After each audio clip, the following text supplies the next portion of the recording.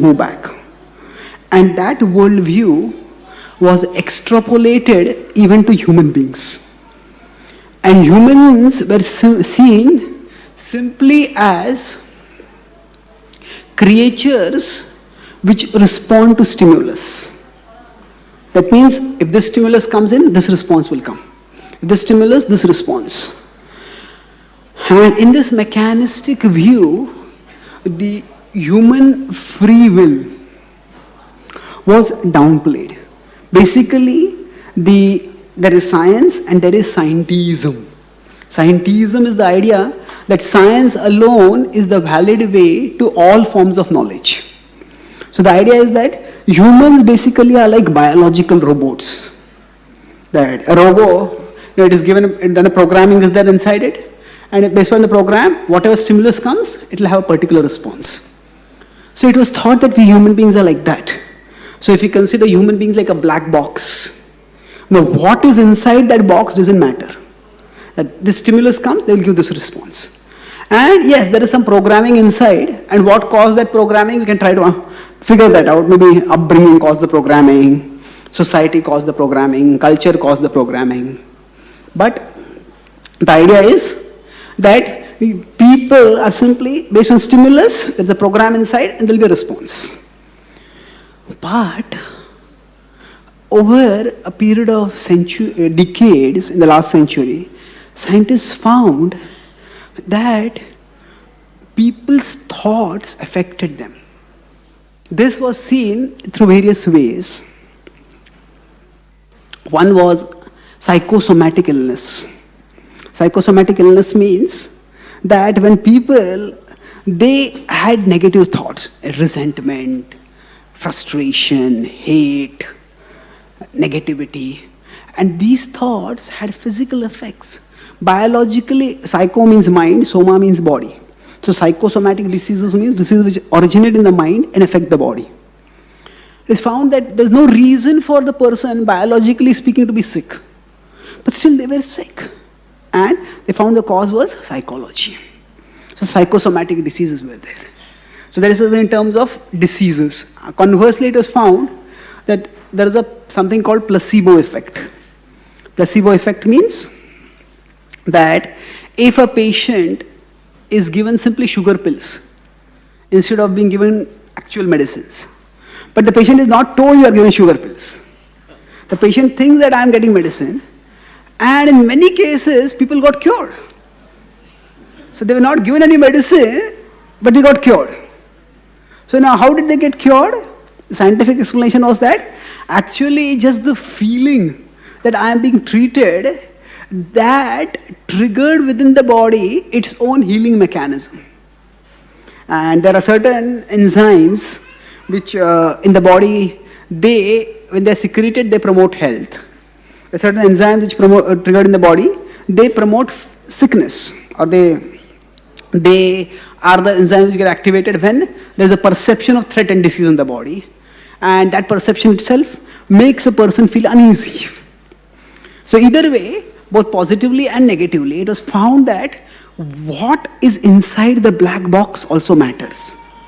So now the programming is there, but how people look at things. This attitude is not just a matter of some conception. It has scientific basis. It's found. So now mind-body medicine is a huge field. Is a huge field in medical science and in science in general. Now, this is from the empirical or scientific perspective.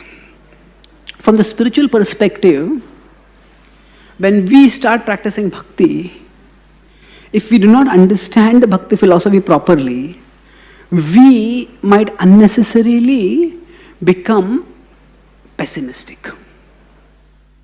So, for example, the Bhagavad Gita tells us that this world is a place of misery. In 8.15 it says, Mamopetya punarjanma dukkhalema shashvatam napnuvanti mahatmana samsiddhim paramam gataha. So he says that this world is dukkhalaya, it's a place of misery. It's a shashvata, it's temporary. Now, based on this, some people are starting thinking, okay, this world is a place of misery, that means whatever I do, I'm going to get misery.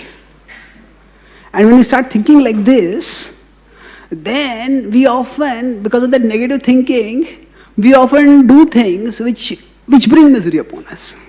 So misery becomes like a self-fulfilling prophecy.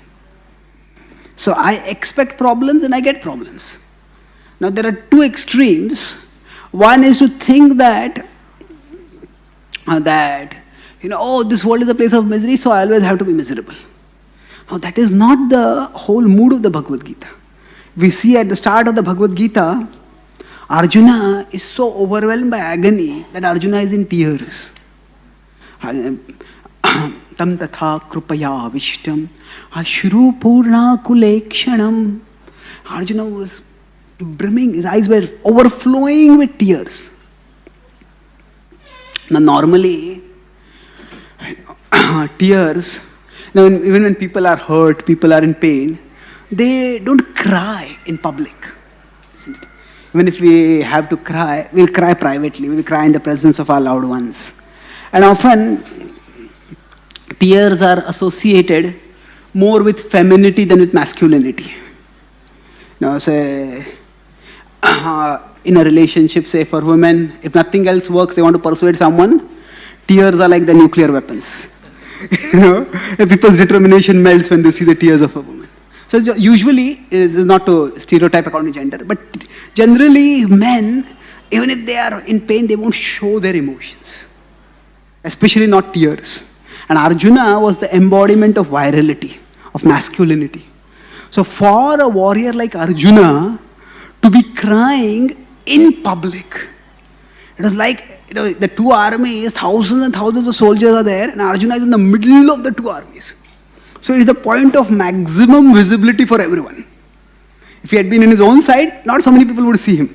Still would be seen, but right in the middle. It's like, say, today India-Pakistan cricket match is there. So, if in the middle of a cricket match, while a batsman is batting, the batsman starts crying.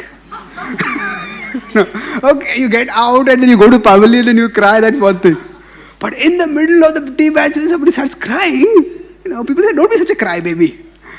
So, for a person to cry, for Arjuna to be crying in the middle of the battlefield, that means that he must have been under tremendous misery. Now, Arjuna was a trained warrior, and even when he would be severely wounded, one skill in fighting is intimidation. Now, you have to create fear in the enemy. And essential for intimidating the enemy is that you don't show any fear, you don't show any pain. So Arjuna was trained that even when he would be in great pain, he would not show that pain, because that's what is required for fighting. So, and yet that same Arjuna, who was the embodiment of masculinity, who was in full public view, who was trained to conceal pain, that Arjuna was in tears. So we can imagine how much of an agony he must have been at that time. And now when Arjuna was in tears, does Krishna say, Arjuna, yes, this world is Dukhalayam, you are realizing it is Dukhalayam. You are crying, stay crying. No, that is not the mood of Arjuna, Krishna. Krishna gives him the message of the Bhagavad Gita, and the result of that message is what happens. Now, at the end of the Bhagavad Gita, it's 2.1, before Krishna starts his instruction, Arjuna is crying in tears. And by the time Krishna finishes speaking the Gita, what has happened to Arjuna? He describes his own testimony in 18.73, and he says that Nashto moha smriti labdha tvat prasadan mayachyuta sthitosmi gata sandeha karishye vachanam tava. He says, sthitosmi, now I have become composed, now I have become calm, now all my illusion has been destroyed. So Arjuna is restored to calmness, to clarity. That means Arjuna was distressed at the start of the Gita, and Arjuna was composed at the end of the Gita. Physically, he did not do anything. There's a difference between in him before the start of the Gita and at the end of the Gita was that from being distressed, he became composed. So essentially, what has the Gita done? Gita has changed Arjuna from a pessimistic frame of mind to an optimistic frame of mind. Because of the pessimistic frame of mind, he was disturbed. He was thinking, what can I do? If I fight, I kill my relatives. My loved ones will die. If I fight, if they kill me, then I and my other loved ones will die. If I don't fight, then I'll be mocked as a coward. The unrighteous will stay in power. So Arjuna was seeing everything as a lose-lose situation. And basically, pessimism means that to see everything negatively. This will go wrong, that will go wrong, that will go wrong. And when that happens, that attitude was what Arjuna had in the beginning. But by the end of the Gita, he understood, based on the message of the Gita, how actually, whatever happens, if I'm serving Krishna, auspiciousness will result. So in that sense, the Gita is a message of spirituality that is imbued with positivity. So it is not that, because it's paradoxical that the Gita says this world is dukkhalaya, this is a place of misery, but hearing the message that the world is dukkhalaya removes the dukkha of Arjuna. So how does that work out? Thing is, the Gita tells us that misery is a fact of life, but misery is not the purpose of life. That, just like this world can be compared to a hospital. In a hospital, people are diseased. And because they are diseased, there will be distress. But the purpose of the hospital is not to put people in distress. The whole purpose of the hospital is to decrease people's distress, to restore them to health. Similarly, distress is a fact of life in this world. But at the same time, just like in the hospital, if the patient takes the proper treatment, the distress can be minimized and can be removed. Similarly, there is the treatment of dharma. The Bhagavad Gita teaches us the path of dharma, which culminates in the path of bhakti. And if we follow this path of dharma, then our distress can be minimized. In the same verse, which says the world is dukkhalaya shashvatam, the stress of that verse is what? Mamupetya punarjanma. Oh Arjuna, those who worship me, they will not take birth in this world again, which is a place of misery. So the distress-filled, miserable nature of this world is simply a passing fact that Krishna says. Those who practice bhakti, they won't be reborn in this miserable world, but they will attain my eternal abode. So Krishna's stress is not on the fact that this world is a place of misery. His stress is on that bhakti is the process that will free one from misery. This is from the ultimate perspective, that this world is like a hospital and bhakti will restore us to spiritual health, and it will free us, it will help us to get out of the hospital, to go home, where we can be healthy and happy. Now, even in the hospital, there is the possibility to decrease the pain of the patient as much as possible. So there is the utopia. Utopia is that everything in this world is fine. Everything is, in English they say hunky-dory. Everything is wonderful. So that people say, actually look at the positive. Yes. So for example, if this glass of water is there. Now if this glass is, say, half empty. Now I can say it as half empty, that is pessimism. If I say it is half full, that is optimism. But suppose this glass is empty. And then I say, I tell someone, this glass is empty, can you get some water? Why are you so pessimistic? Just think that the glass is full. Now, it's full of air. It's not full of water. So, now to imagine that an empty glass is full, that is not optimism. That is stupidism. So, optimism is not denying reality.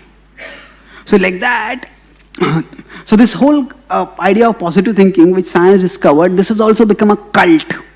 The cult of positive thinking. What is the idea that if you just think something, that will work out. So there are bestseller books on this topic. Say like there's a book like The Secret. What is the secret? That whatever you desire, you will achieve it.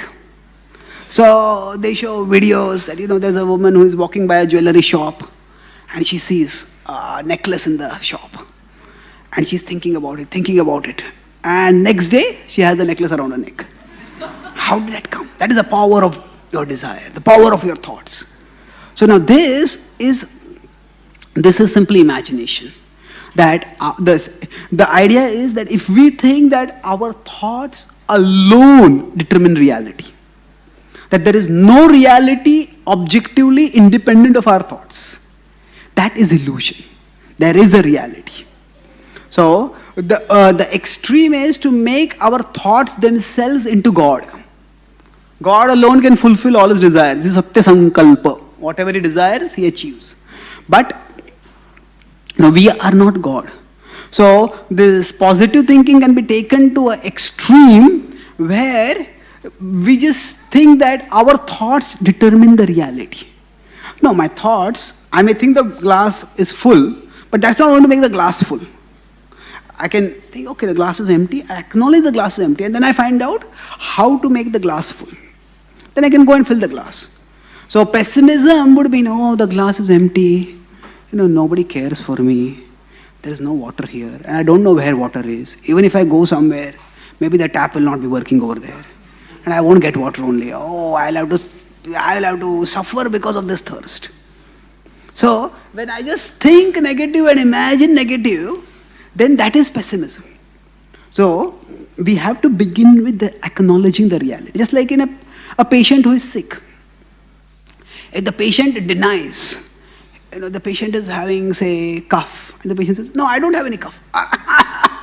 No, I don't have any cough. They're coughing and they're trying to suppress the cough. I don't have any cough.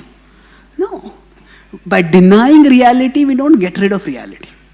So that means there is an objective reality out there, and there is a subjective perception of that reality. So the cult of positive thinking holds that our perception of reality determines the reality, which is not true. There is an objective reality out there independent of our thoughts. At the same time, so one extreme is to make our thoughts into God, to say that our thoughts alone determine the reality. The other extreme is to say that our thoughts don't matter at all. No, the reality only matters. No, our thoughts do affect our response to reality. So, our thoughts affect how we respond to reality. And the whole process of bhakti is actually meant to change our response to reality. Reality is what it is. By denying it, we won't make things better. But bhakti can help us to change our response to reality. Now, how do we change that response? The Bhagavad Gita talks about 3 truths. In general, the Upanishads talk about Tattva Traya. The Tattva Traya, 3 truths they are Jagat, Jiva and Jagdish. Jagat is the universe. Jiva is the soul, consciousness. Jagdish is God, Krishna. These 3 are the fundamental categories of existence. There is matter, there is consciousness, and there is the absolute.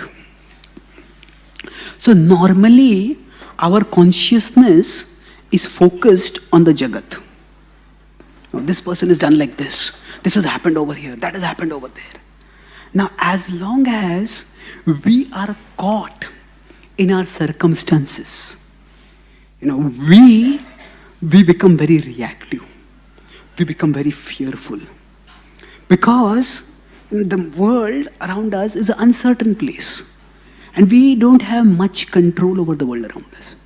So as long as our consciousness is caught in the Jagat, our consciousness at the material level, we subject ourselves to uncertainty. Oh, this may go wrong, that may go wrong. If this problem comes up, what about that problem? What about that problem? And in that way, we make ourselves fearful. There is a difference between fear and fearfulness. Fear is simply a natural human response to danger. If I am, say, on a 100-story building on top, and I look out from the balcony down, it's just a dizzying fall that is there. Immediately I feel fear. That's natural. Just like if there's a nail over here, I put my hand, I feel pain, and that makes me move my hand away. So that pain is a protector from further damaging my hand. Similarly, fear is a protector from danger. Fear helps us to understand, oh, there is danger over here, be careful. But fearfulness means that even when there is no danger, still there is fear. That means I am no longer peering down the 100-story building. I have come back, I am sitting on a comfortable chair, thinking, what if I fall down? What if I fall down? What if I fall down? So, fearfulness is the feeling of fear even when there is no danger. That is unnatural, that is undesirable. Now, when our consciousness is caught in Jagat, where our consciousness is caught in the world, then we define ourselves in terms of the world. So, okay, what if I lose my job? What if, I can't pay my mortgage for my house? What if my health gets spoiled? What if my loved one leaves me? What if this? What if that? In this world, so many things can go wrong. And if we start thinking about, what if this goes wrong? What if that goes wrong? What if that goes wrong? If our sense of identity, if our sense of self-worth, it comes from the world, then we will always be insecure. If I define myself as, say, a software engineer, and then if I lose my job, then who am I? What is my status? Who am I? If my sense of identity and self-worth comes from something in this world, from the Jagat, then I will always be insecure. If I think of myself, I am the owner of this house, and that's my defining sense of identity. What if I lose that house? Then who am I? So wherever our consciousness is invested, whatever it is that we identify with, whatever it is that we get our sense of self-worth from, that itself can become the cause of our insecurity. So when we identify with the world, we sentence ourselves to insecurity. And the more the identification, the greater the insecurity. So Krishna talks about the mode of ignorance, tamoguna.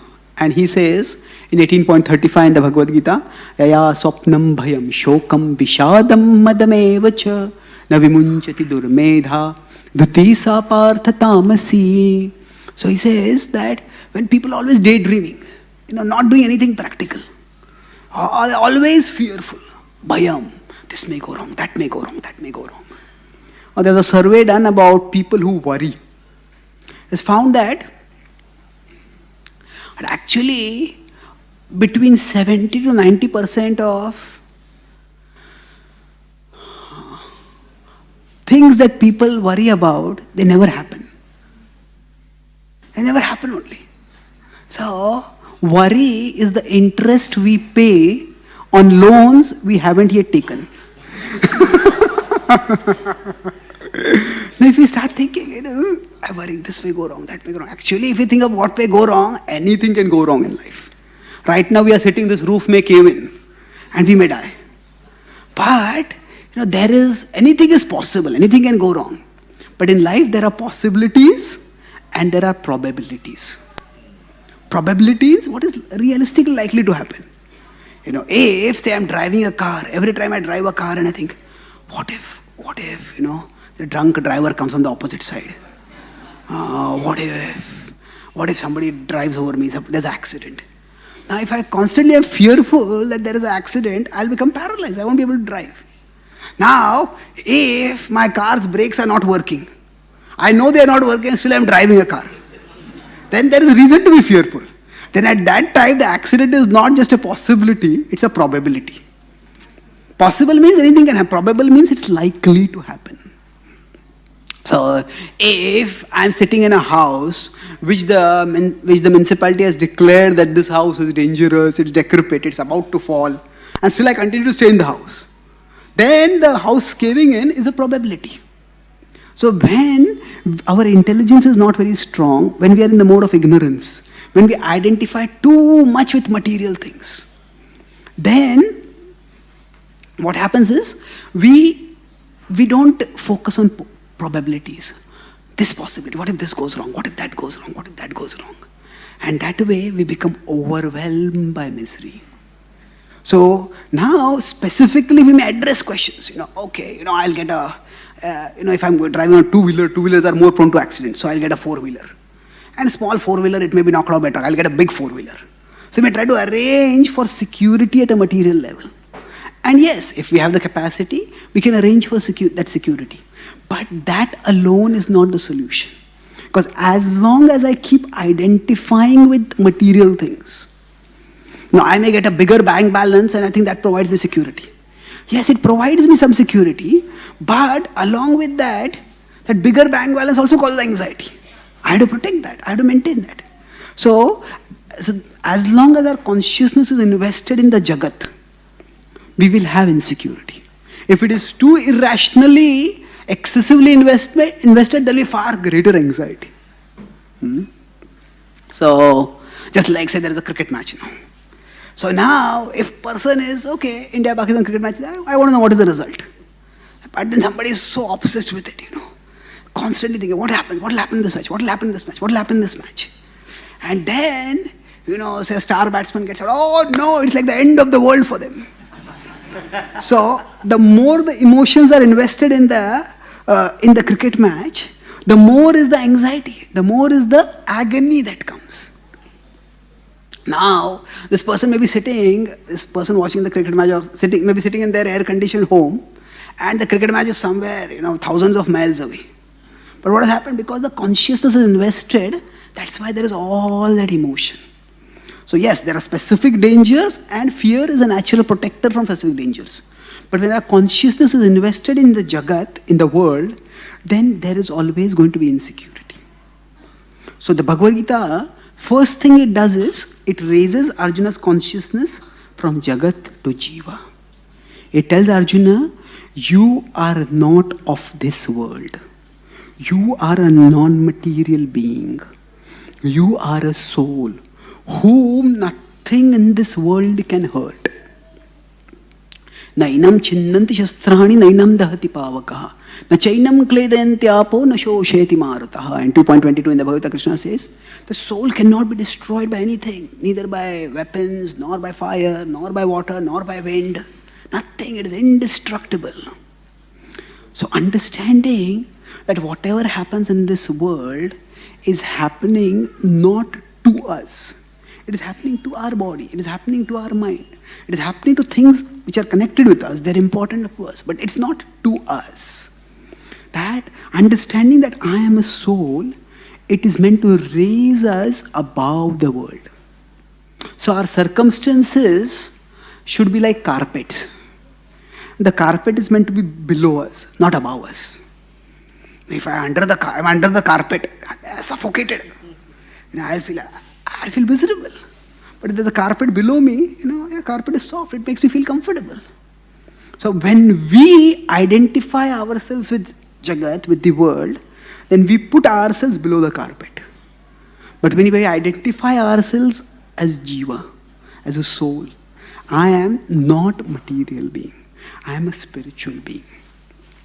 That itself brings some amount of security. That brings about some amount of calmness. Yes, things may go wrong, but I am different from these things. At my core, I cannot be destroyed. It's like, say, if a tsunami comes in Mumbai, and there's flood all over. Now, if I am in Mumbai, I'll be agitated. But suppose a rescue helicopter has come and has lifted me. And then I am above. Now, I'll still be concerned. Maybe my loved ones are there, my friends are there. I want to know what is happening. But I don't feel personally threatened. So, if we are in the flood, we'll be disturbed. If we are above the flood, we will be concerned but not disturbed. Similarly, the Bhagavad Gita's message, when we understand the spiritual philosophy, it raises our consciousness from the Jagat to the Jiva. We understand that we are above the world. We are souls who are indestructible. whatever happens in this world, it doesn't hurt us.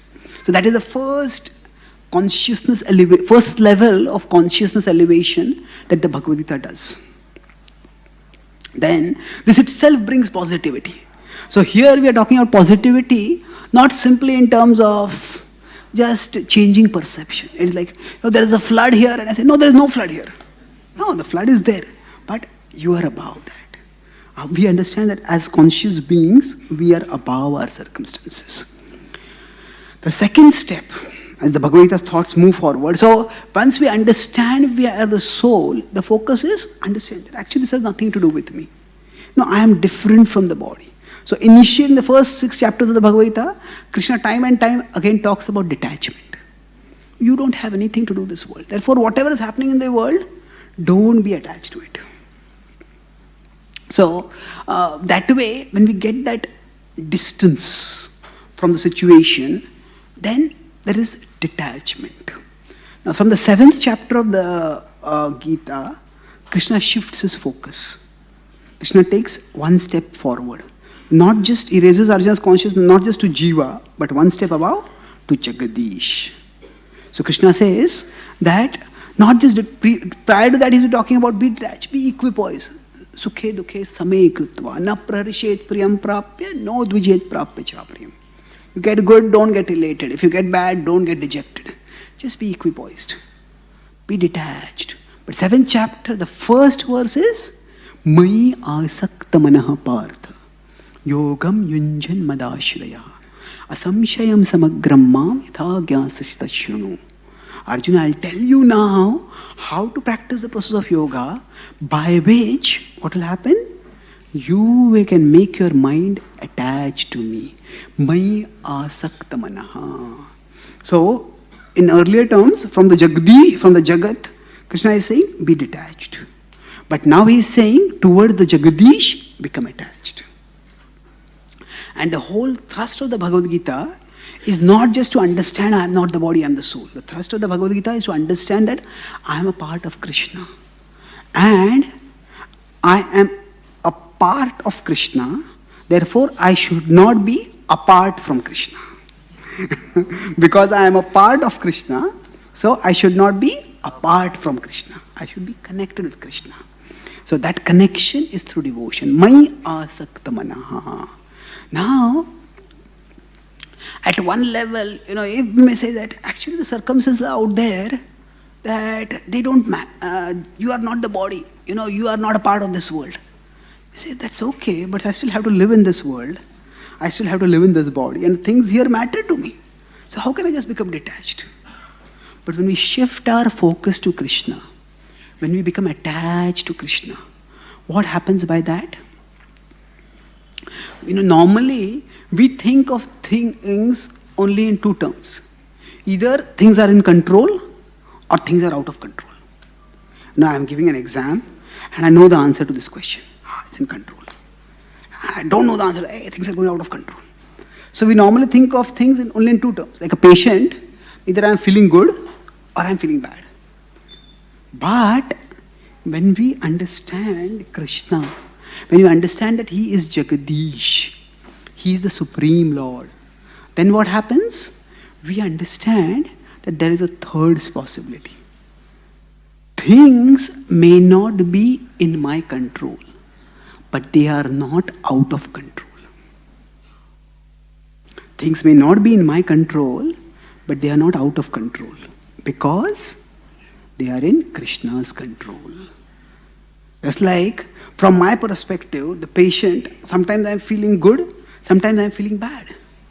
But even when I am feeling bad, if the doctor is a competent doctor, I am being treated by that doctor, things are in control. Yes, there's because of the disease, there is pain over here, but still things are in control. So the conclusion of the Bhagavad Gita is, Macchittaha sarva durgani, mat prasadat tarishyasi. If you become conscious of me, you will pass over all obstacles by my grace. You become conscious of me, Krishna says. Now what does this mean, this Krishna consciousness? what does it do actually? When the first time when I heard about ISKCON, about more than 20 years ago, International Society for Krishna Consciousness. I said, what is this? Krishna is a religious figure, consciousness is a scientific idea. What is Krishna consciousness? And why do you need an international society for that?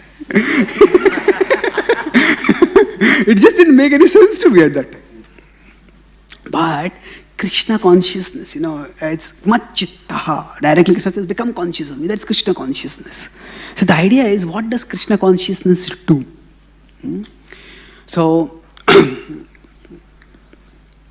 how does just shifting our consciousness from the Jagat to the Jiva and to the Jagdish. I have problems out there, and I can see those problems negatively, or I can see those problems positively. So, just by chanting Hare Krishna, just by practicing Bhakti, what happens? We saw that Arjuna, at the start of the Gita, he was filled with negativity. At the end of the Gita, he was composed, he was filled with positivity. He had picked up his bow, ready to fight. So, what exactly happened by which Arjuna's whole mood, his disposition got changed? Now, Arjuna, he focused his consciousness on Krishna, but how did that make a difference? So, when there is a problem out there, so sometimes we are in a situation where the problem is just beyond us to deal with. Now, somebody has got a terrible disease. You have a disease, you can't wish it away. The disease is there. Somebody has lost a job, they lost the job. Can't do anything about it. So sometimes bad things happen in life. Now there are some people who put in their shops or other places Gita Sar. So, जो हुआ वो अच्छा हुआ, जो हो रहा है वो अच्छा हो रहा है, जो होने वाला है वो भी अच्छा ही होगा. That everything that happened was good, everything that is happening is good, everything that will happen is good. Well, I have read the Bhagavad Gita hundreds of times till now. I never found any verse which says this.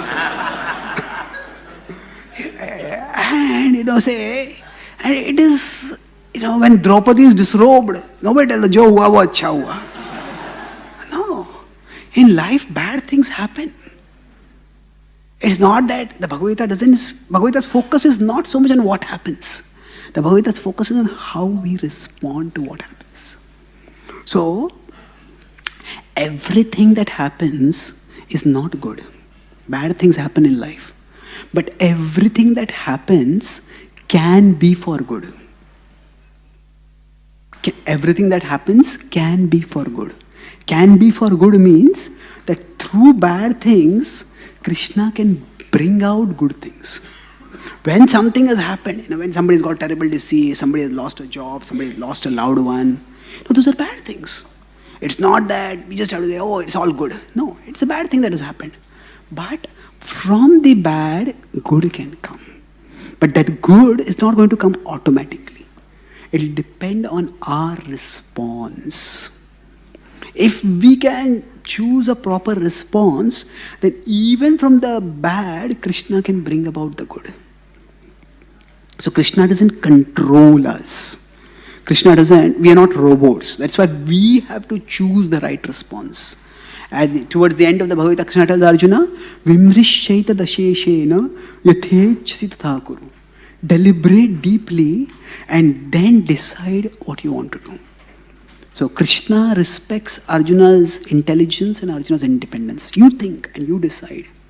So if the response has to be proper, proper response has to come. Krishna will give us the intelligence. The Bhagavad Gita will help us to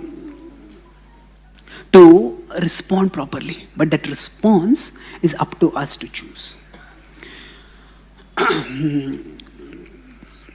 So I'll talk about this in how does becoming Krishna conscious help us to choose the right response. So I said, suppose we are in a situation where the circumstance is really not changeable. So yes, as I said, something bad has happened. Now we may feel, this has already happened, what can I do now? My life is over, we may feel. Such a terrible thing has happened. Yes, bad thing has happened, but still, there is something we can do. The first thing that we can do is, we can choose what we think about. Now, we always have the freedom to choose our object of thought. That means, a simple example, let's start from, suppose, there is a cricket match and say India loses the cricket match. And then sometimes people, maybe days after that, they're still in a bad mood. Why did he hit that shot? If he did not hit that shot, he would not have got out. Why did he bowl a full toss? He was hit for a sixer. That bowler, he could have bowled like that. So they're still mentally caught in that. The match is over now. But what has happened? The more we think about a problem, the more we suffer. So now, the problem is out there. Yes, okay, I've got a disease, I've got this, I've got that. But I don't have to think about the problem. You say, how can I not think about the problem? The problem is there. Yes, the problem is there, but we have the freedom to choose our object of thought. Now, it will depend on what is my attachment. If I am very attached to cricket, then I cannot not think about cricket. If I become, it's like if India wins, I'm delighted. Yeah, India won. And if India loses, I'm detached from cricket. It doesn't work. It doesn't work like that. If we are emotionally invested in something, then we may get pleasure when when it works out well, but we will get misery when it works out badly. So the whole process of bhakti is about changing where we are emotionally invested. When we become emotionally invested in Krishna, when we are chanting Hare Krishna, when we are practicing the process of bhakti, when we do our puja, when we do our bhajan, when we do hear katha, the whole purpose is to make our mind attached to Krishna. Mai asakta mana. When we become emotionally invested in Krishna, when we become habituated to thinking about Krishna, then even when the problem is out there, our mind will not get caught in the problem. We can withdraw the mind from the problem and think of something else. Think about Krishna. And thinking about Krishna gives relief. It gives calmness. It gives clarity. So there is thinking about Krishna as an activity which we try to do, and there is thinking about Krishna as a mentality, as an attitude, as a habit that we cultivate. Now, suppose this floor is inclined in this particular way. Now, as soon as water falls on this, the water will start flowing in that direction because the floor is inclined like that. Now, if I tell, no, water should not flow like this. What do you mean? The water is going to flow. If I don't want it to flow in that direction, two things. First is I'll have to push the water in the opposite direction. Push it in the opposite direction. And over a period of time, I can reconstruct the floor. So that it's inclined this way. If it is inclined this way, then the water will not flow in that direction. Water will flow in this direction.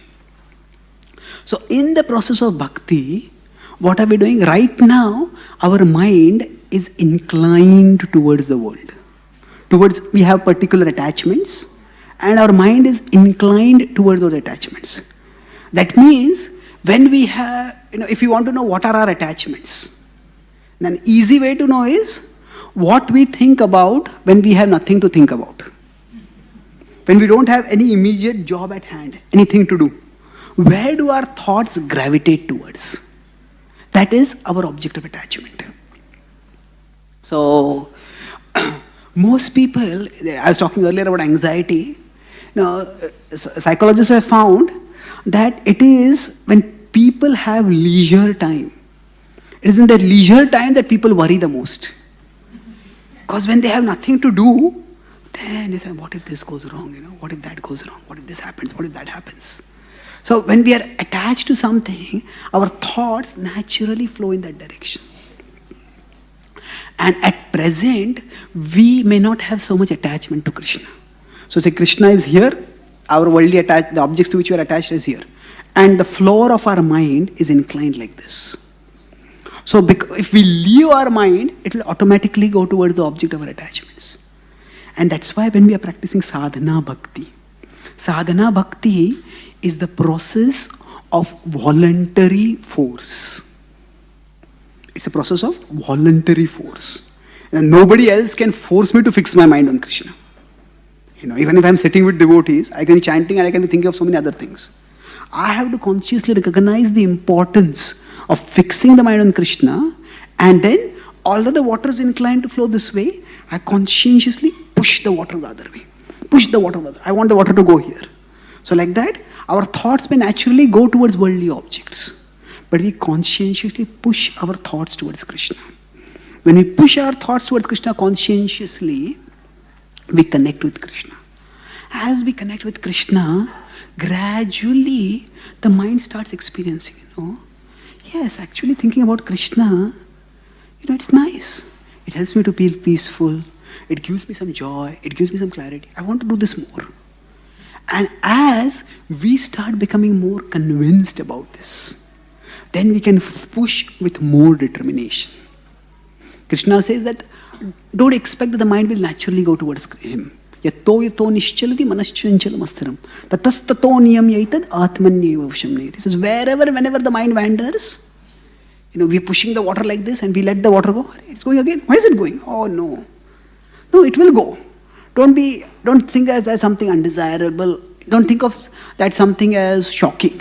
The mind will go towards worldly objects, but just push it back. Wherever the mind wanders, bring it back. So if the inclination is towards worldly objects, we push it towards Krishna again and again and again. By this, gradually, the architecture, the flooring of the mind changes. Over a period of time, the inclination itself will change. As we practice bhakti steadily, our mind will become attached to Krishna. Not just necessarily towards Krishna fully. We may find that to a particular manifestation of Krishna, it is easy to become attached. We may like kirtans very much. Some of us may like deities. So whenever we see a picture of the deities, we feel so peaceful. Just hear some kirtan, I feel such a relief. Or we just hear some classes, and we get absorbed in the philosophy. Some of us may like pastimes. Whatever it is, whichever manifestation of Krishna we can become attracted to, we make our mind inclined towards that. So, mai asakta mana. When that happens, then when problems, so this is something which is a regular practice which we need to do. And when we are doing this practice regularly, when problems come, we can draw the mind away from the problems. And we can fix it on Krishna. And when this happens, then we will find that we get relief. Actually, many times, problems seem to come with an inbuilt mental glue. That means that a problem comes, it just holds on to the mind. It sticks to the mind. And if I want to think about something else, tell someone, why are you thinking about it? Think about something else. I can't. Just thoughts go over there. So we have to put in some conscious effort. And as we become purified, as we become attached to Krishna, withdrawing our mind from the problems will become easier. Now, the problem may still be there. But actually, if we keep thinking about the problem, what happens? The more we think about the problem, it's like in our inner world, the problem seems to become bigger and bigger and bigger and bigger. And we start feeling, I am becoming smaller and smaller and smaller and smaller. So we start becoming overwhelmed. I can't do anything about this. But the less we think about the problem, this changing of the sizes, we don't become overwhelmed by the problem. Okay, that problem is there, I have to deal with it. That connection with Krishna calms us. It gives us relief. It gives us strength. It's like, say, outside it's very hot. Now I can't change the heater that is outside. It's weather is summer, it's hot.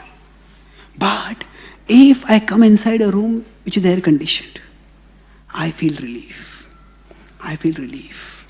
So thinking about Krishna is like coming in an air conditioned room. The heat is there out there, and I may have to go out into the heat once again. But at least now I have some relief. So thinking about Krishna, it gives us relief. So this is the first part of the right response. We can change our object of thought. What we think about is always in our control. That freedom no one can take away from us. No matter how big a problem comes in our life, that problem can't control our thoughts unless we allow it to control it. So the process of bhakti actually increases our freedom of thought. Why? Because we become free to choose what I am going to think about. Yeah, this problem is there, but I don't think about it so much. Then I don't feel so burdened by the problem. And now after we think about Krishna, we connect with Krishna, we calm ourselves down. Then it's not that we wish away the problem. The problem is there and we need to deal with it. The second stage is our attitude towards the problem. So first is what I think about. Second is how I look at the problem. So the problem is out there, but I can see that problem as a disaster, as adversity, or I can see that problem as an opportunity to serve Krishna. There is some other way. Okay, this is also Krishna has some plan, this has happened. How can I serve you? So if I see that, okay, my attitude is, this is some new way in which I can serve Krishna. I see it positively, not negatively. Again, if our consciousness is too caught in Jagat, this world, then we become invested in the things of the world. This is what I have to do. And if I can't do this, my life is ruined.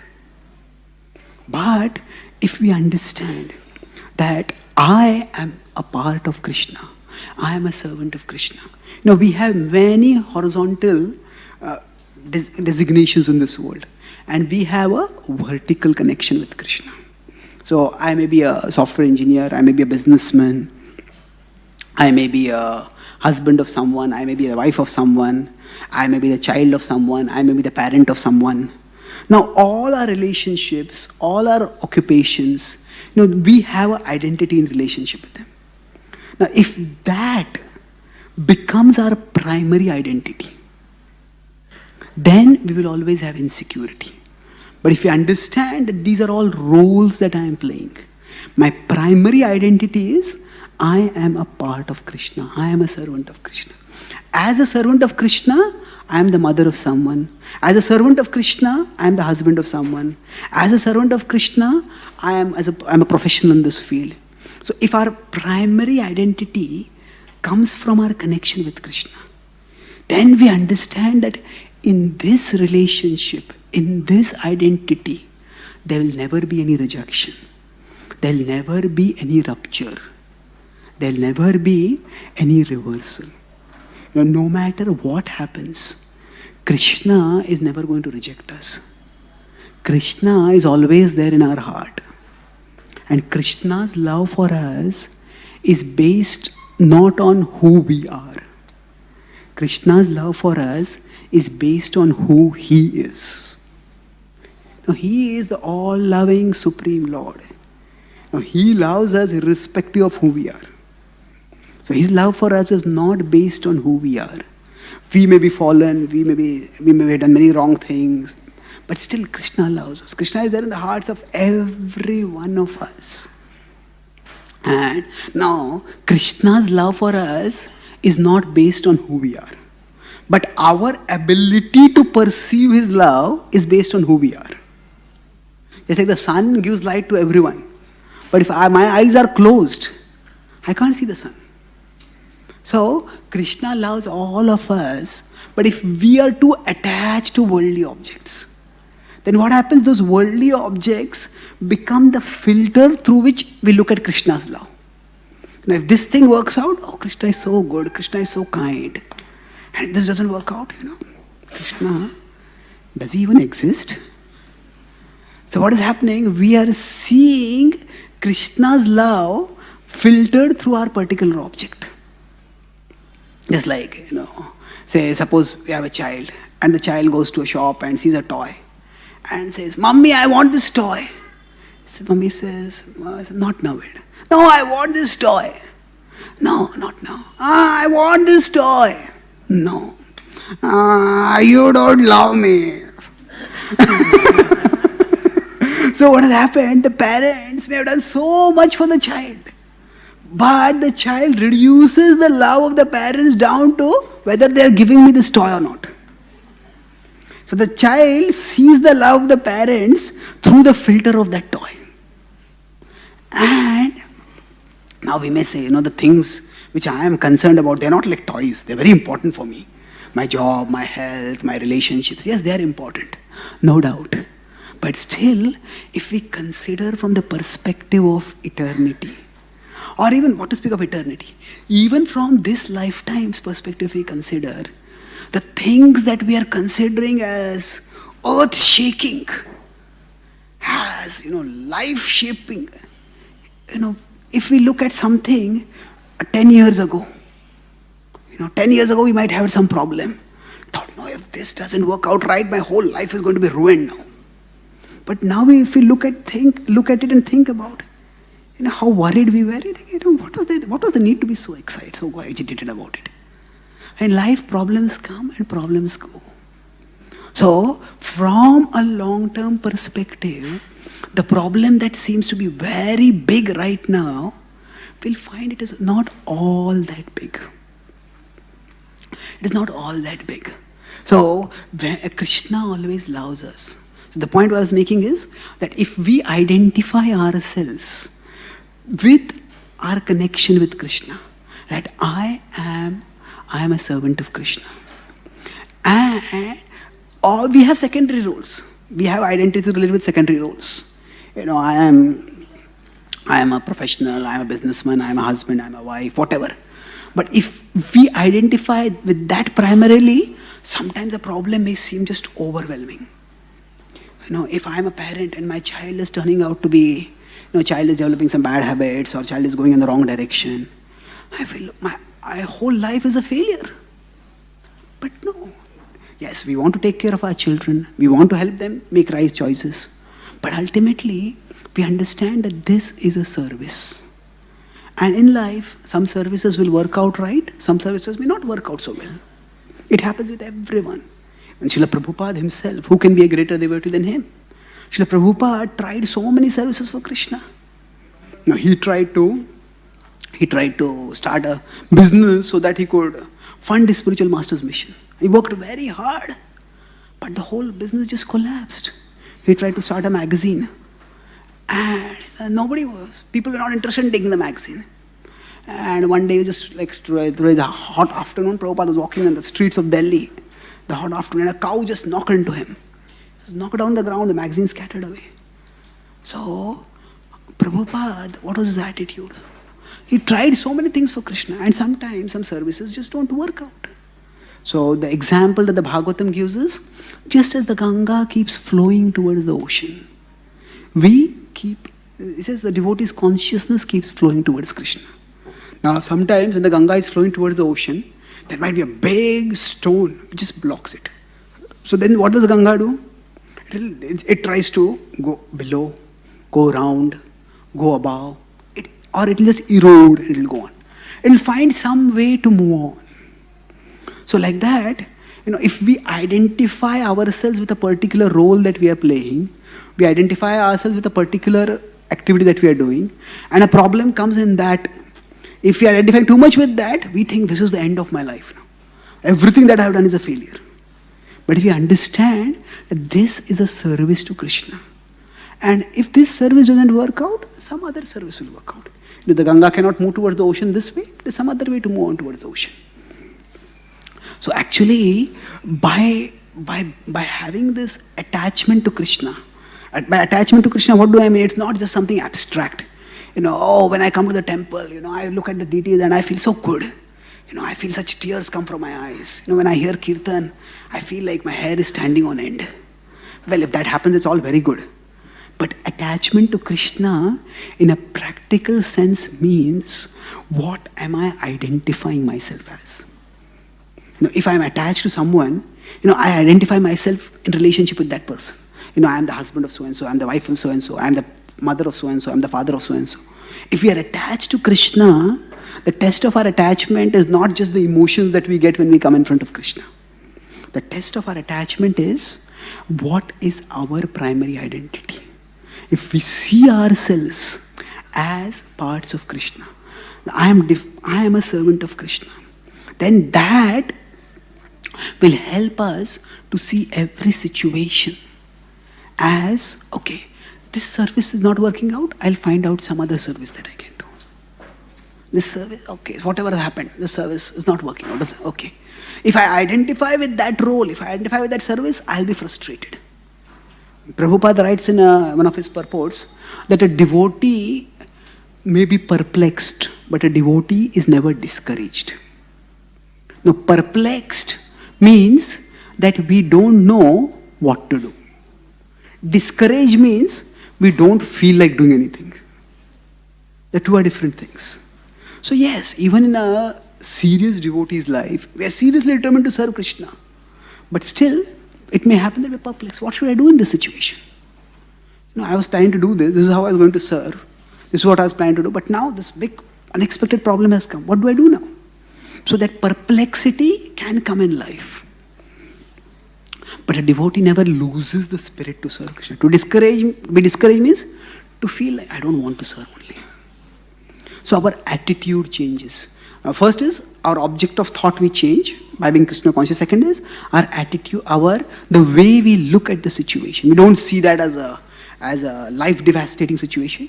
We see that as an obstacle in one form of service. And then we find out, okay, how can I respond? How can I serve in this situation? Third is, so our thought, our attitude, and third is our action. Now we can choose how we act in any situation. Broadly speaking, when we face a major problem in our life, we can have three responses. We can change ourselves and tolerate the situation. We can change the other person, we can change the situation, or we can walk away from the situation.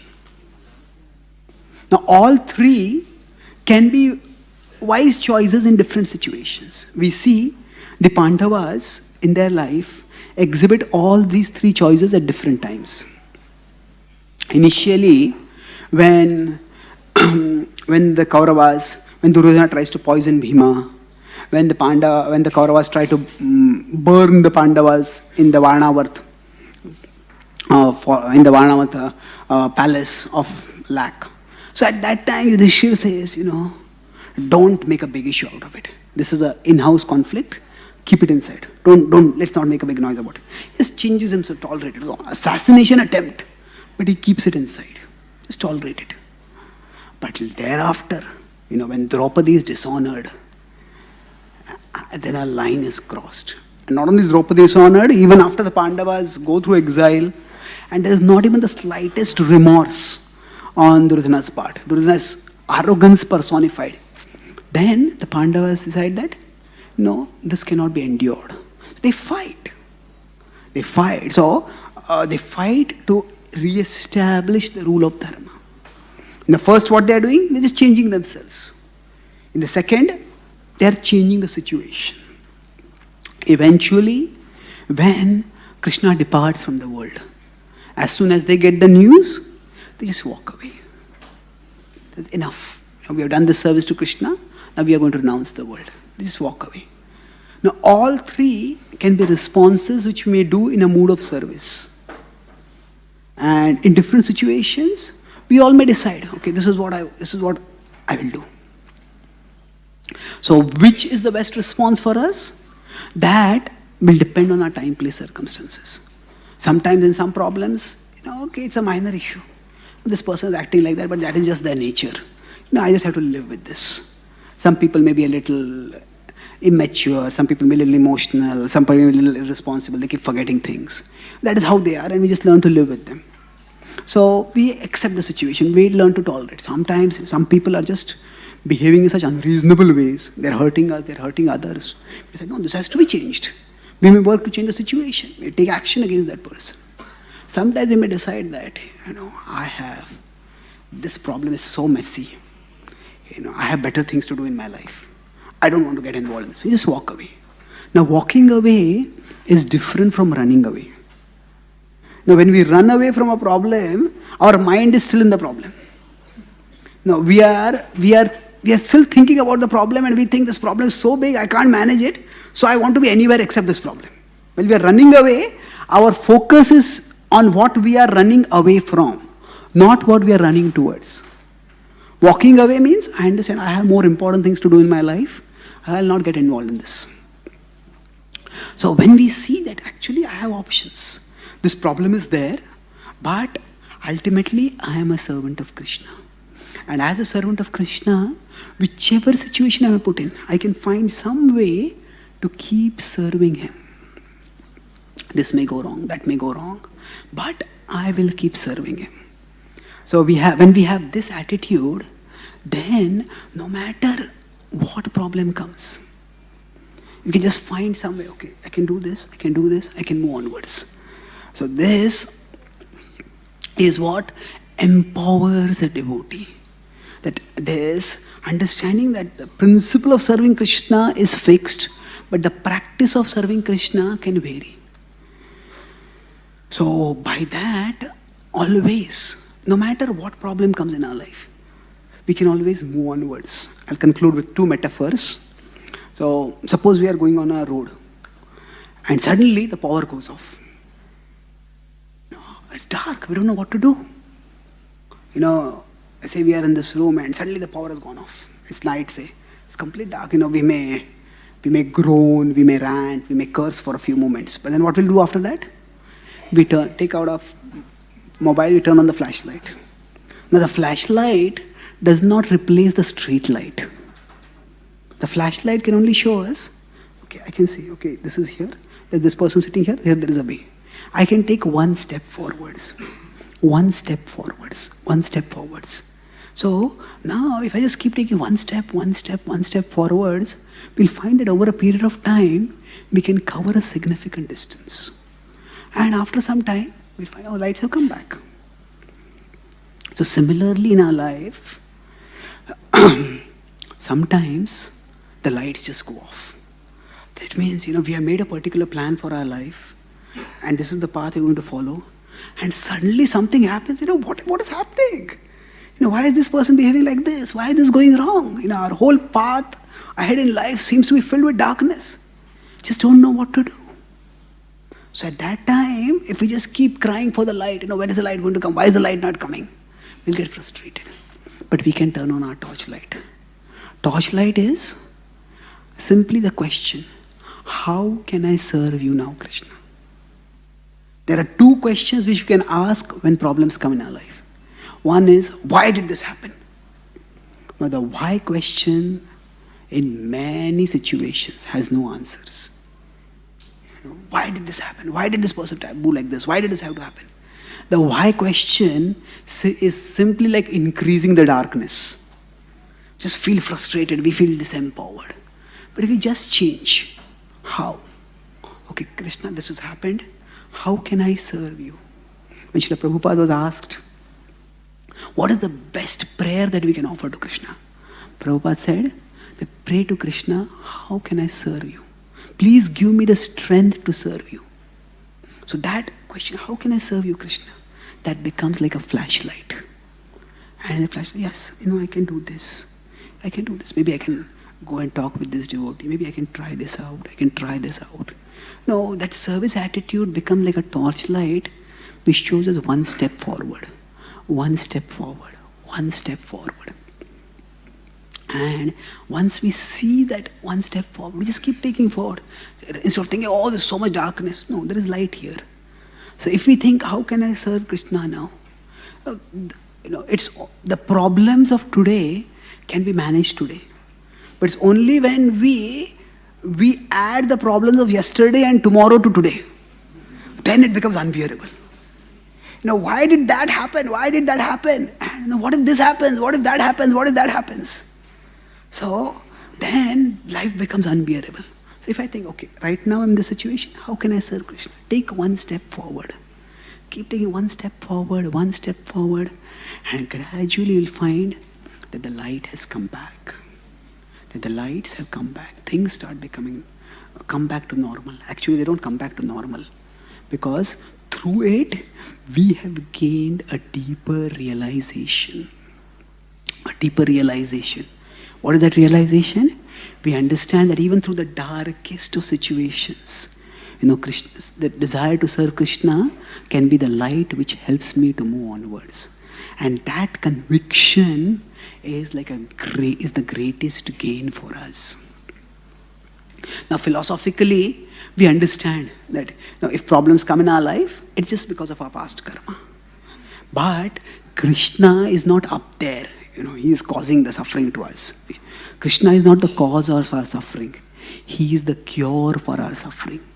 The second metaphor is this. Suppose there is a child who has not done the homework. And the mother knows, my child has not done the homework. The mother knows the teacher is also very strict. So the teacher is going to beat the child with a stick. Now the mother doesn't want the child to be beaten.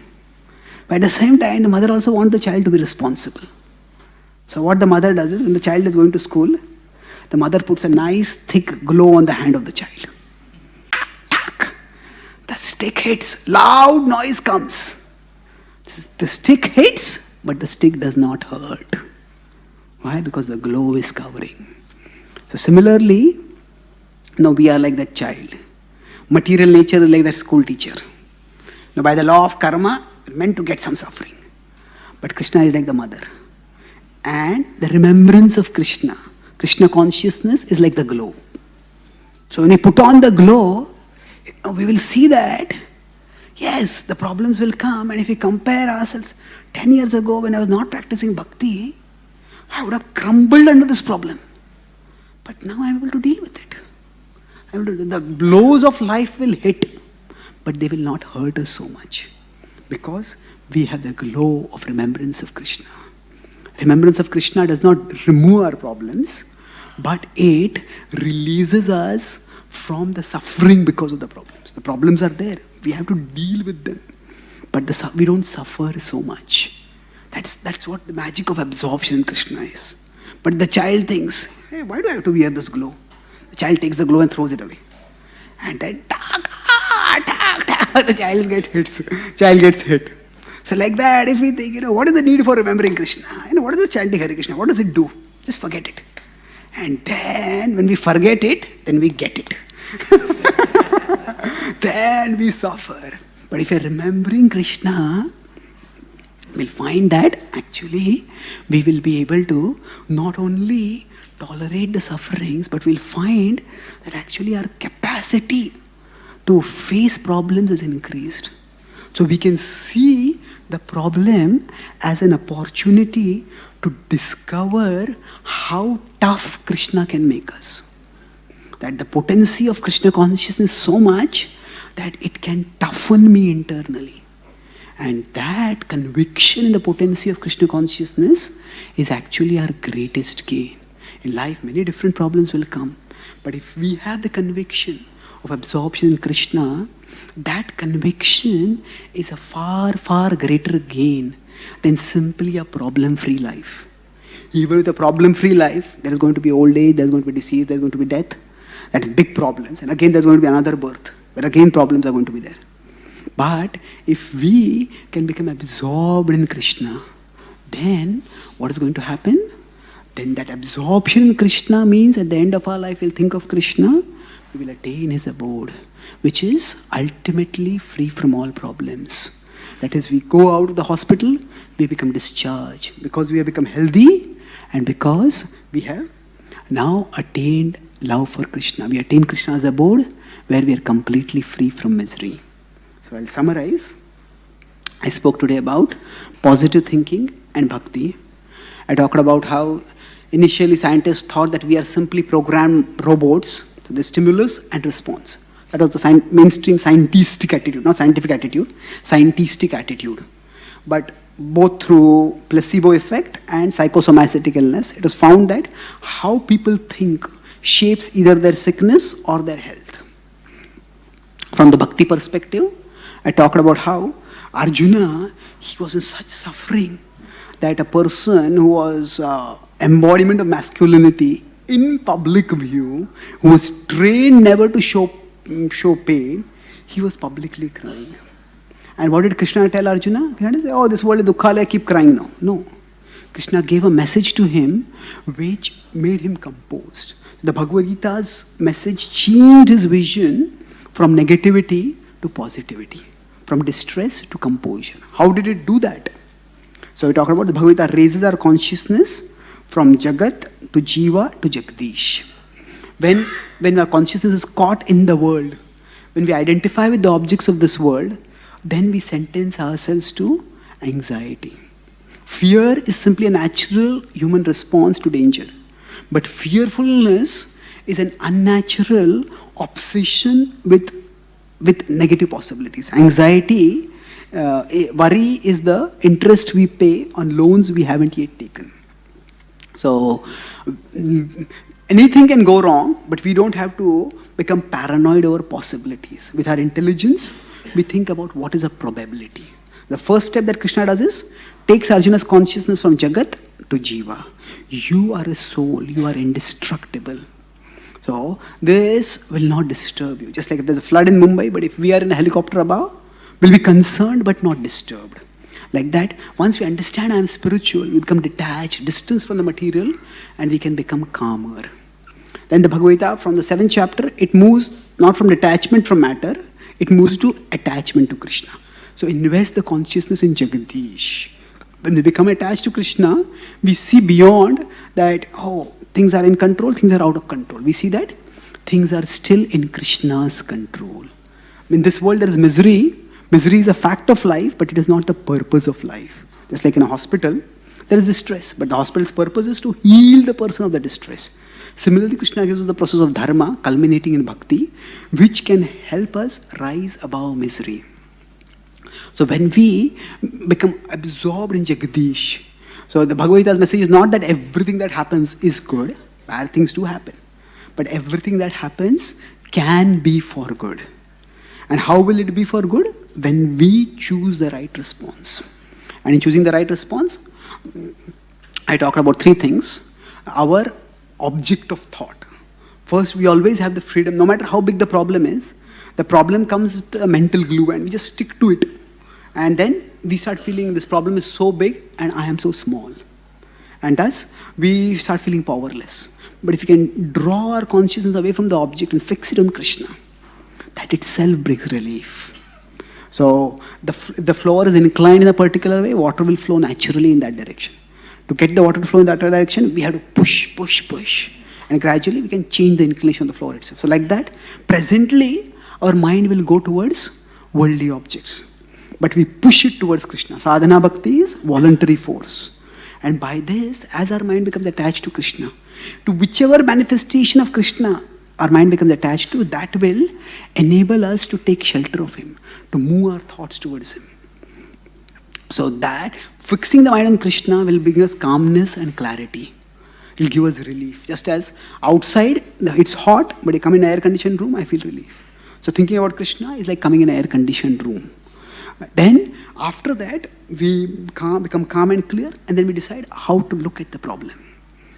So, how do we look at the problem? If we are identifying with any of the roles that we are playing in life, I am a professional, I am a husband, I am a wife, and if there's a problem, then we may feel it's the end of life. But if we see all these as services, and we identify ourselves as servants of Krishna, attachment to Krishna is not so much about how much emotions we feel in Krishna's presence, it's more about how we identify ourselves. If our primary identity is I am a servant of Krishna, and everything that I am doing is important, it is a service to Krishna. So if one service doesn't work out, I'll find some other way to keep serving. Just like Srila Prabhupada, his business didn't work out, he tried to publish a magazine. The magazine didn't work out, he tried to start an organization. When that didn't work out, he tried various things. And the Ganga keeps moving towards the ocean. So like that, we see the problem not as a death knell, not as something which is some end of our life. We see that as just a course changer. We just need to find some other way to move on. So Krishna's love for us doesn't depend on who we are. It depends on who He is. He always loves us. Our perception of His love depends on who we are, on what we are attached to.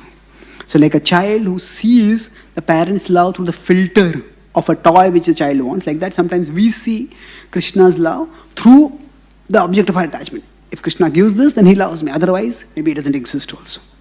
But instead of that, if we expand our vision of Krishna's love, okay, this object is important, but 10 years ago I thought something else was important. And life goes on, let me also move on.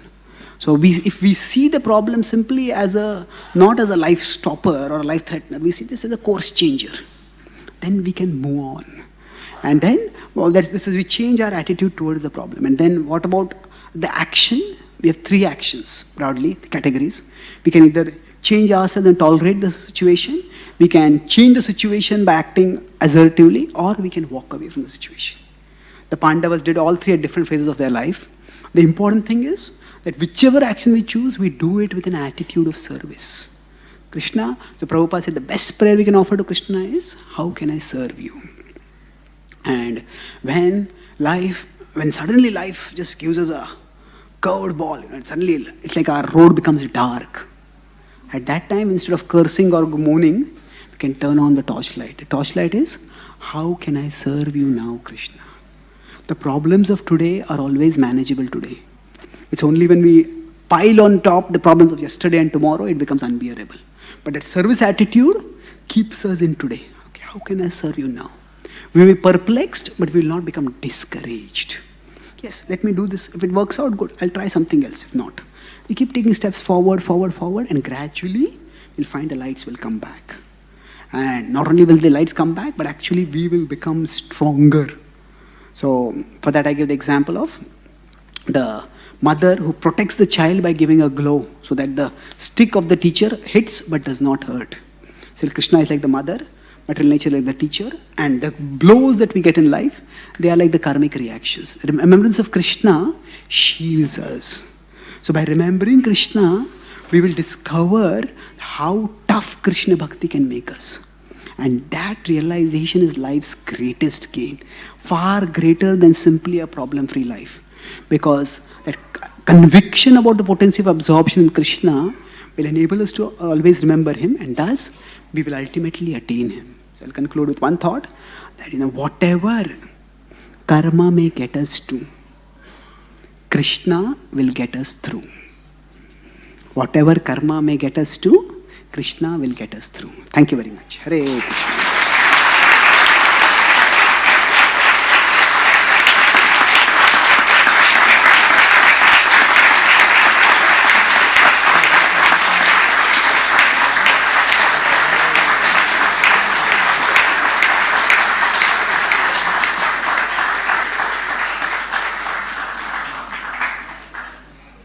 Thank you.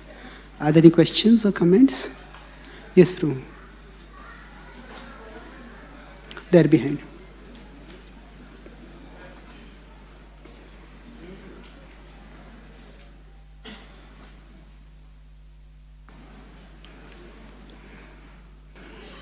Hare Krishna, Prabhuji. Thank you very much for a wonderful class, Prabhuji. Prabhuji, whilst it's nice to think positive and not think negatively, however, it is also important to learn lessons from whatever wrongs we have done in the past.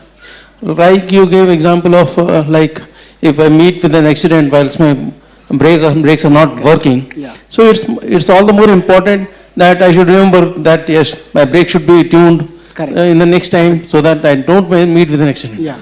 So in that sense, to remember the incident of the past, to learn the lessons. I got the question. Yeah. Yes. So, does positive thinking mean that we shouldn't at all think about the past? Then how can we learn from the past? Yes, there is a difference between learning from the past and living in the past. Some people, when something has gone wrong in their life, their mind goes like in a perpetual auto-replay mode. This happened. Why did this happen? Why did I do like that? Why did he do like that? Why did she speak like that? Why did I have to act like that? It just goes on and on and on and on. And that is vishada. That is just lamentation, moroseness. That is of no use.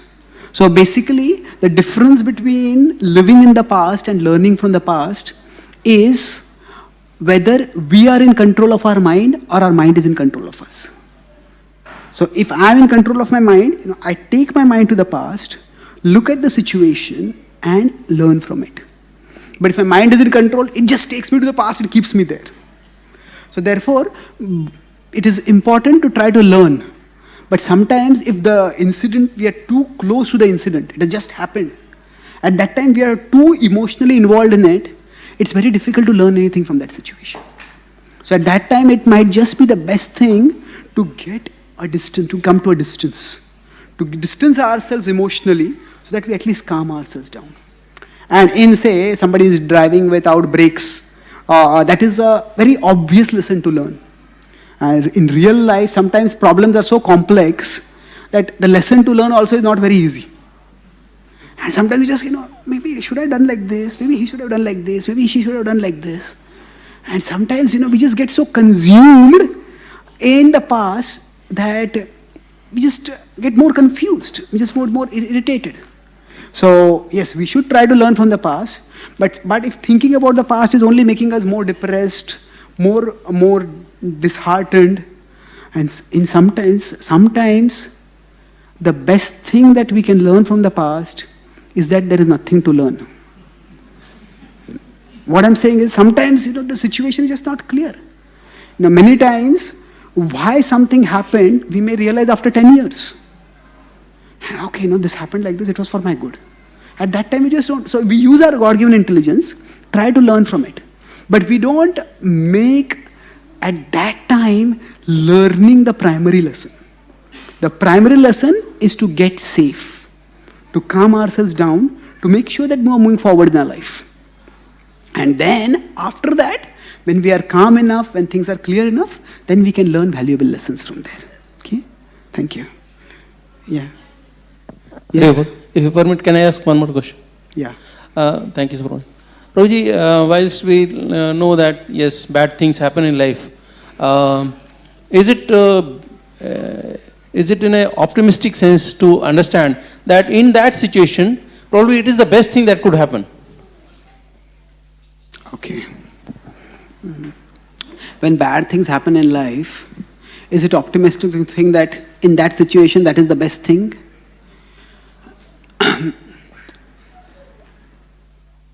If we can think like that, and if that enhances our devotion to Krishna, that is fine.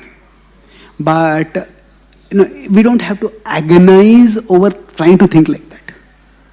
That means, let's say I acted in a particular way and somebody else acted in a particular way, and a small problem became very big.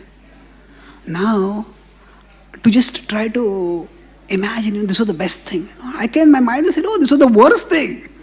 So many other things could have happened. Why did this have to happen like this? So, we don't.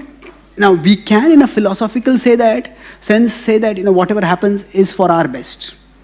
But at that particular point, it is very difficult to see the hand of Krishna in the problem. If we can, it's wonderful. But sometimes it's better to see this problem as a problem and see Krishna separately as a shelter from the problem. To see Krishna in the problem requires a very advanced stage. So Parikshit Maharaj, he saw, that this curse has happened, and he says that this Krishna is coming in my life as the snake bird. So that is a very advanced stage. But it is initially, he laments, why did I do like this? It was a big mistake on my part. So it depends on what we are capable of thinking. Sometimes the problem may be so hurting for us that to see Krishna's hand in the problem may be very difficult. At least what we can see is Krishna's hand guiding us through the problem. Krishna's hand sheltering us amidst the problem. And then over a period of time, we may be able to see Krishna's hand in the problem also. Now, although that was a bad thing that happened, but it was the best thing in that situation. So the important thing is not to limit our mind to, or not to force our mind to think in a particular way only. That I have to see this also as good. It is not so easy at times. The important thing is I have to think about Krishna.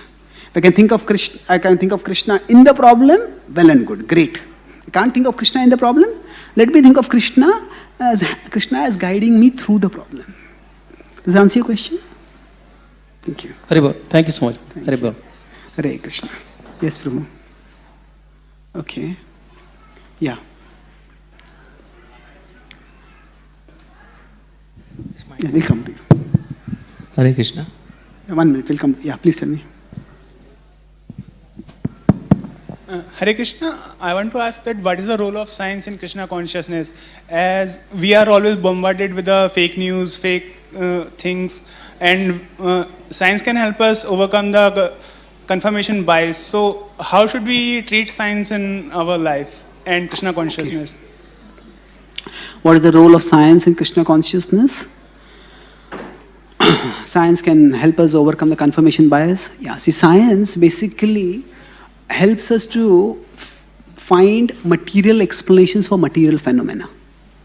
So, for example, when Newton saw the fruit falling, he wanted to know what made this fruit fall.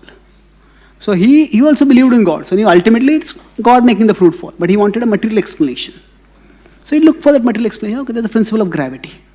So basically, when things happen in our life, there is a triple level causation. One is there is an immediate cause. Okay, I got malaria. Why did I get the malaria? Because a mosquito bit me.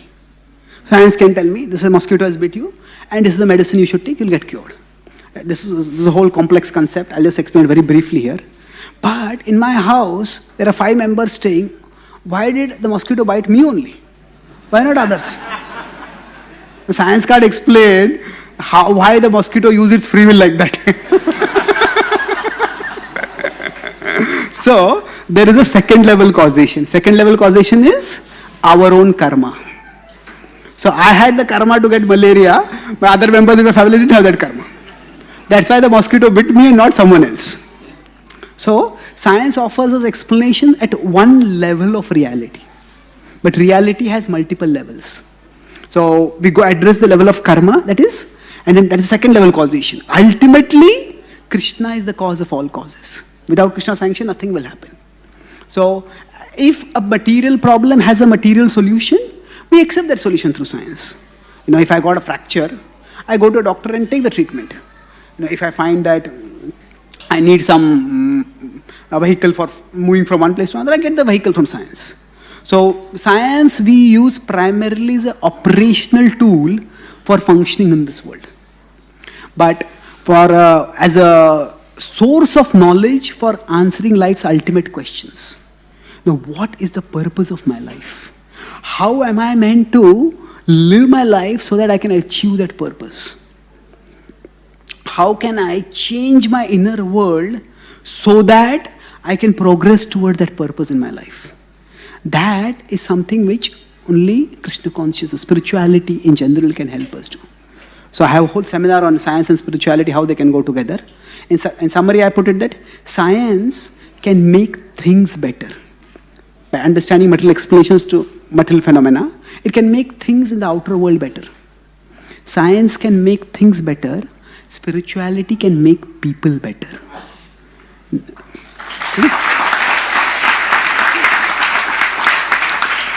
Okay. Thank you. Yes, Prabhu, behind. Okay.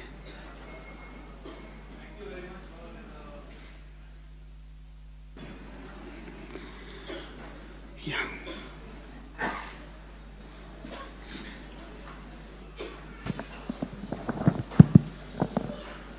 Hare Krishna. Hare Krishna. Thank you very much for the excellent lecture and your earlier book also, My Little Bhakti Companion. You gave a very good example about Pandavas and Kauravas. At one point, when the Kauravas had poisoned Bhim, they chose to keep quiet. The Pandavas chose to keep quiet.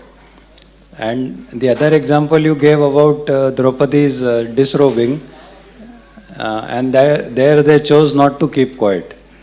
So many times in life, such situations happen in where we are not sure whether we should retaliate or we should not retaliate. So what is the dividing line, or how does one develop the vivek, discrimination in one's mind? Yes. Thank you. So the Pandavas chose to keep quiet initially, but then they chose to retaliate later when Draupadi was disrobed. So how do we decide in our life when to retaliate or when to keep quiet? See, I wouldn't say the Pandavas chose to retaliate. When they fought, it was not for revenge. If they had wanted revenge, they would never have agreed to even consider a peace proposal. The Pandavas fought not for revenge, they fought for establishing dharma. They recognized that Duryodhana was adharmic and he was remorselessly adharmic. And if he got unfettered control of the world, he would ruin the world. So it was for dharma samsthapanarthaya that they fought. So similarly, in our life, we all have certain roles to play. We have certain services to do. We have to see what is my dharma, what is my duty in this situation. And based on our duty, we understand, as I said, our primary duty, our primary identity is we are servants of Krishna. Our primary duty is to serve Krishna. So if we keep that purpose of serving Krishna in mind, then we will be able to decide, okay, for my service to Krishna, this issue is not all that important. I can just tolerate it and move on.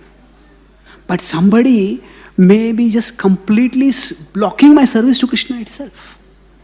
If that is happening, if this is very important for me, and then if this is not changed, we take action, not in the mood of retaliation, but more in the mood of protection. We want to protect ourselves from being further hurt by that person, because if we are hurt, then our capacity to do constructive things in the service of Krishna, our capacity to do our dharma becomes weakened. Further, it may be that if that person is acting like that with me, the person may act, if they get away scot-free, they will act like that with others also. And then they will make things worse, so they have to be checked. So basically, it is for not so much to punish that person as to protect ourselves, protect others, and ultimately to protect even that person. Because if they are hurting others, then they are doing bad karma, they will get the reactions. Now Krishna tells Arjuna to fight, but the same Krishna in the Bhagavad Gita, in the 11th chapter, he is telling Arjuna, arise and fight, tasmat tamuttishta yasho labhasva. That's 11.33. But same Bhagavad Gita 11.55, he says, nirvairah sarva bhuteshu yah samameti pandava. Don't have animosity towards anyone. Krishna tells Arjuna to fight, but not with animosity. So basically, when people have hurt us, the first thing we should do is we shouldn't think about getting back. Or the first thing is we have to get safe ourselves. Get safe means, say if I'm walking along a forested path and a snake has bitten me. Now if I get angry, how dare this snake bite me? I see the snake slithering away. I am going to kill this snake. And I start running after the snake to catch it and pound it to death. Now, even if I succeed in killing that snake, what is going to happen? The poison is spreading in my body, I'm going to get killed. At that time, the first thing is not to get back. The first thing is to get safe. Get the poison out of the body. Get the poison out, get healthy. And then, as if the snake is on my property, that snake may bite others, I may have to do something about it. Maybe I call some wildlife protection people and they take the snake away. Or I send someone who is expert and they kill the snake. Or I may have to go myself and kill the snake. Or if it's just a forest, okay, snakes are there, what can you do about it? We may decide what to do in that situation. That varies. But the thing is, when somebody has hurt us, that is not the time to decide what to do. That time is just calm down, pause, connect with Krishna. And then when we have, Srila Prabhupada explains, he defines intelligence in the 10th chapter of the Bhagavad Gita purport. He says, intelligence means to see things in their proper perspective. So see things in their proper perspective means, okay, this is the problem, and this is this big, this is this important for me. This particular service is this important for me. Now, when we see things in proper perspective, we can decide how important is it for me to either tolerate this and move on, or how important is it for me to change this. And when we see the big picture of that I am a servant of Krishna and I am meant to serve Krishna, then we can decide how much to act in that particular situation, whether to just tolerate or not retaliate, but act to protect ourselves and protect others in a mood of service to Krishna. Does that answer the question? Thank you. Thank you. Hare Krishna.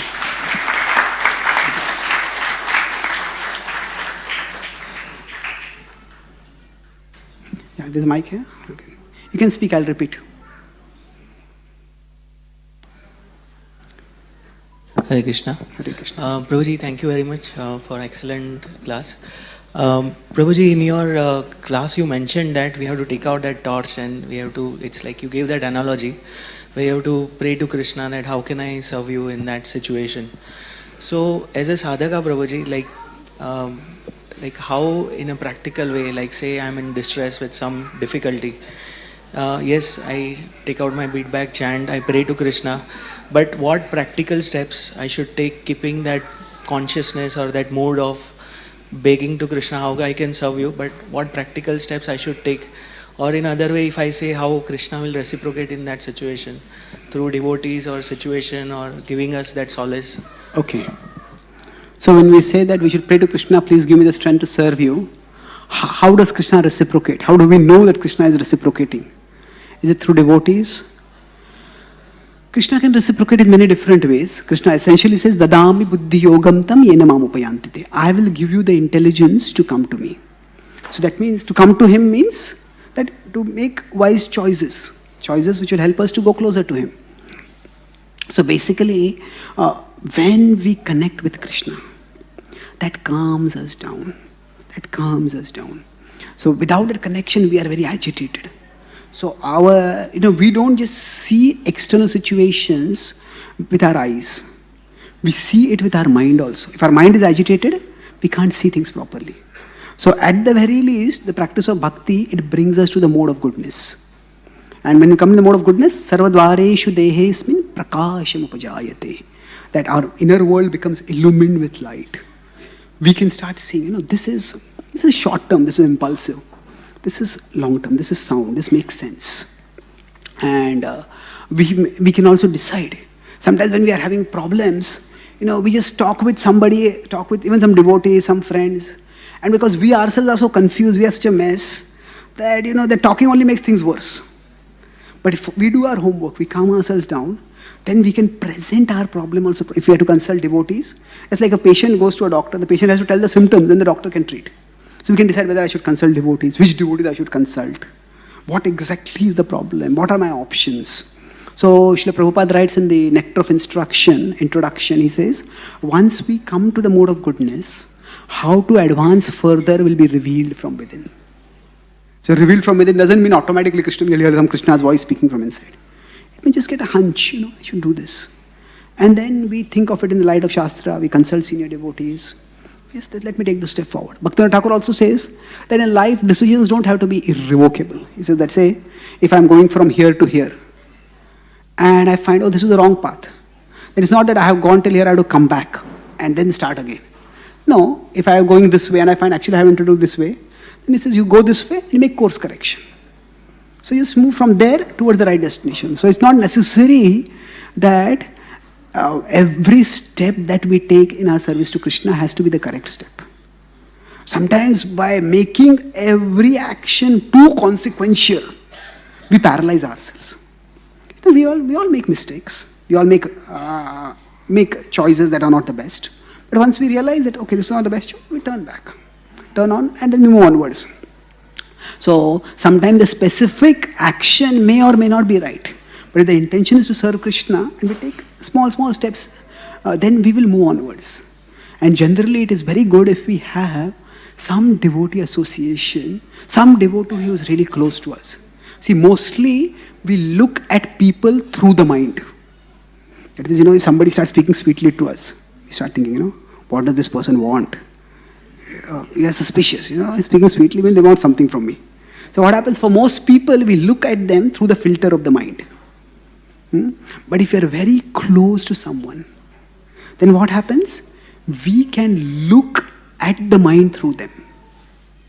That means, okay, my mind is saying like this and they are saying like this, which is true. Yeah, what they're saying makes sense.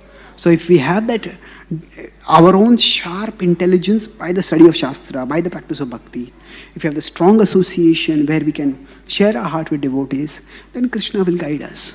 So the important thing is, actually, if we just decrease the agitation of the mind, then decisions become much easier. And we take small steps forward. As we keep observing, keep learning, okay, we can always do course correction and move on. The important thing is not to let life paralyze us. Just take small steps, even if they are not the best steps, we can always do course correction. Does that answer your question? Thank you. Yeah. Okay. Yes, yes, yes, Mataji. Hare Krishna Prabhu, thank you for the wonderful class. Sometimes when we have options to choose from, it need not necessarily be a problem. So we actually chant, we try and take guidance from Krishna, and then we take a decision, which we realize later on that the decision is not correct, So, there are two ways. Sometimes we think, why didn't Krishna, I had actually relied on Krishna, why didn't Krishna give me the right intelligence to choose the right decision? Or sometimes we feel that, Krishna must have guided me correctly. I didn't listen to the voice of Krishna. So there is a voice of the mind and the voice of Krishna from within when it comes, even when we completely depend on Krishna. So how do we realize which is the voice of Krishna and which is the voice of the mind? Okay. So when we sometimes pray and make a decision, and later on we find that the decision was wrong, then we feel that, is it that Krishna did not guide me? Or what I thought was Krishna's guidance was actually the mind's voice? Yes. See, first thing is, that life is too short to be wasted in post-mortem operations.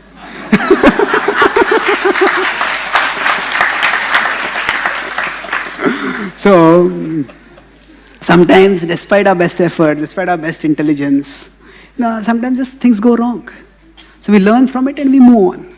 So it's not that Krishna misled us, or it's not necessary that, we deliberately heard the mind voice or rationalize it as Krishna's voice.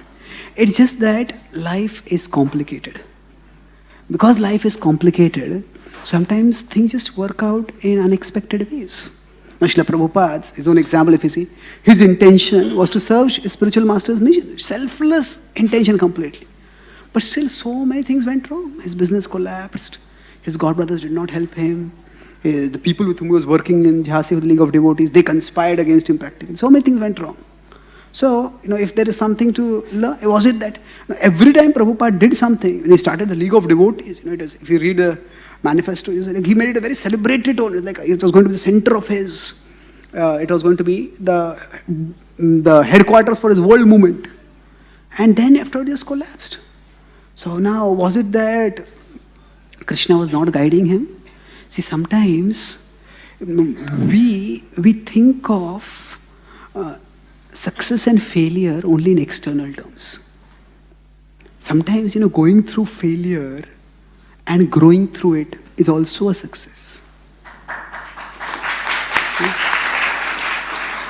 So if we stay determined to serve Krishna, even if in retrospect we find that decision was not the best decision, but still the principle of serving Krishna will always stand us in good stead. And gradually, as we keep serving Krishna, we will also learn, in this situation, if I act like this is not the best thing. So maybe I need to do more introspection, more prayer, more consultation, and we learn to improve. So it's not that because we are on the path to perfection, every single decision has to be perfect. Sometimes even mistakes can help us to grow. So the success for a devotee is not so much whether the external result comes out or not. We want that result to come out, but the primary success for a devotee is our inner connection with Krishna becomes stronger and stronger. So if that is happening, then we are on the path of success. Okay? Thank you.